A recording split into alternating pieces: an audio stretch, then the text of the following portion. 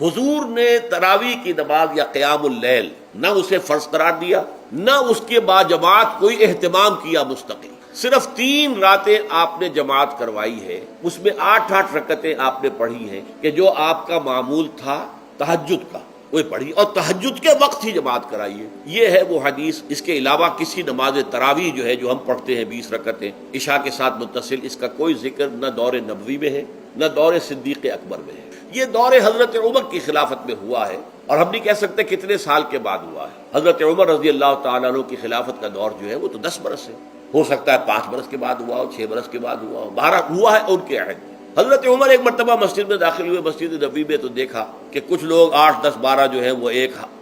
جو ہے حافظ کے پیچھے کھڑے ہوئے اور قرآن سن رہے ہیں، کچھ دوسرے کونے میں کھڑے ہیں، کچھ کہیں اور کھڑے ہیں، مختلف جماعتیں ہو رہی ہیں۔ تو انہوں نے سوچا کہ کیوں نہ ان سب کو ایک امام کے پیچھے جمع کر دیا جائے، اور اس کے لیے لوگوں کی سہولت کے لیے عشاء کے ساتھ متصل رکھ دیا جائے، اس لیے کہ تہجد کے وقت اٹھنا جو ہے وہ تو ہر کس و ناقص کا کام نہیں ہے، کہ عشاء کے بعد اگر تھوڑا سا اضافی وقت ہو صرف، تو یہ ہر شخص کر لے گا، مزدور بھی کر لے گا۔ لہذا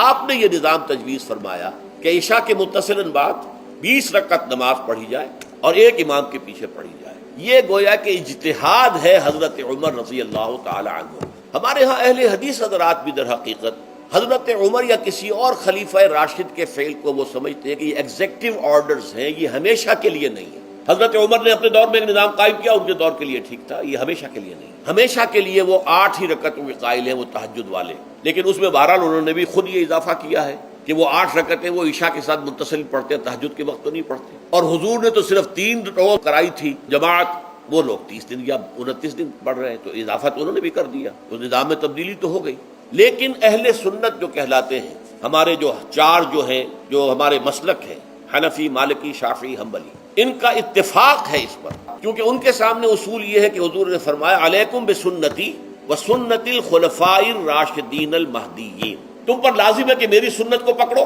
مضبوطی کے ساتھ، اور میرے خلفاء راشدین مہدیین جو ہیں ان کی سنت کو پکڑو۔ اس اصول سے یہ 4 فقہیں جو ہیں حضرت عمر کے اجتہادات جو ہیں ان کو بھی پابندی سمجھتے ہیں کہ تمام عمر کے لیے قیامت تک کے لیے امت مسلمہ پر ان کی پیروی لازم، لہذا اس میں اجماع ہے۔ اور یہاں تک کہ یہ سب سے آخری جو اس میں مسلک پیدا ہوا ہے زمانی اعتبار سے، سب سے پہلے مسلک جو ہے حنفی پیدا ہوا ہے، پھر مالکی پیدا ہوا ہے، پھر شافعی پیدا ہوا ہے، اور پھر حنبلی آخری۔ اور امام احمد بن حنبل بہت بڑے محدث بھی ہیں، تو ان کے ہاں بھی 20 رکعتیں ہیں۔ چنانچہ حرمین شریفین میں، سعودی عرب میں، مکے اور مدینہ منورہ میں جو نماز تراویح ہوتی ہے اس کی 20 رکعتیں ہیں، لیکن اہل حدیث حضرات جو ہیں وہ اس 8 کے اوپر اکتفا کرتے ہیں۔ بہرحال یہ ایک اختلاف ہے جو میں نے اس کا پس منظر بیان کر دیا۔